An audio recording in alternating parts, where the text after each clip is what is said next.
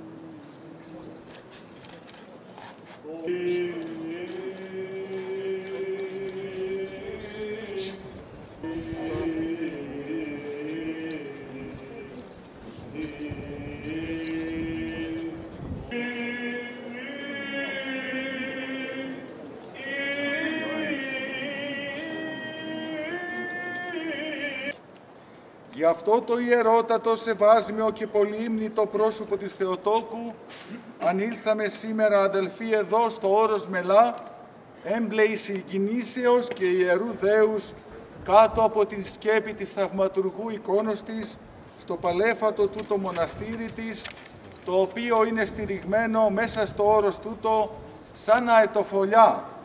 Sayın Cumhurbaşkanımız Recep Tayyip Erdoğan, geçmişte manastırın hamileri olan sultanların örneğini sürdürerek bu geleneği devam ettirmekte ve ayrıca bu kutsal mekanın yenilenmesi, restore edilmesi ve korunması için de özen göstermektedir.